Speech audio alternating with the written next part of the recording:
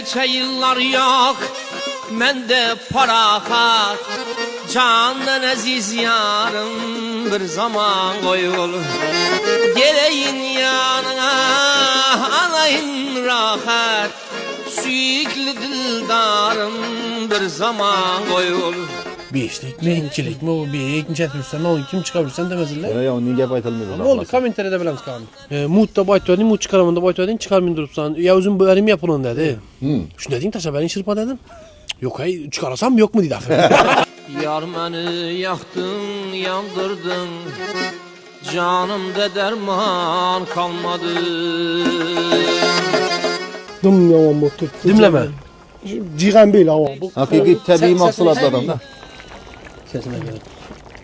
Ey yüzü gül yar, yetmenden zar.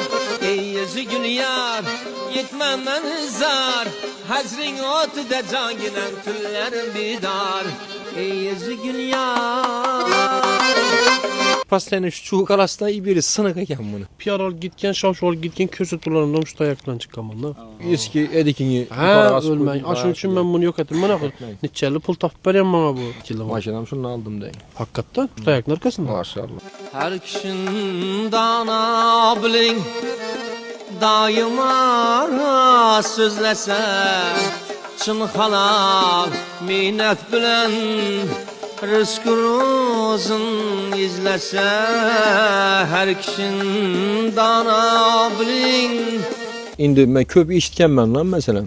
Köp halkımız senete işitmedi. Yok halka şunu işittirip biladiğin derecede aytsan mesela halk işitedeken.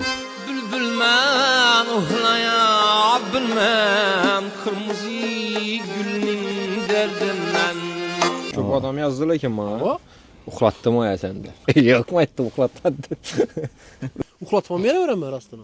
Her vakta. Her vakit demez pastayandı. Değil mi Niçin? yakmasa? Yakmasa emez. Juvoyun tartılmaz uxlatmam. Seni ahuzarın bilen, canımda derman kalmadı. Canımda derman kalmadı. Kösətunun maksadı canlı icranı gelatıran yaşlara görsətiş. Canlı icranı yenə də saklab qalış. Rivajlandırış. Tankaçay kösətunun əsası maksadı şu.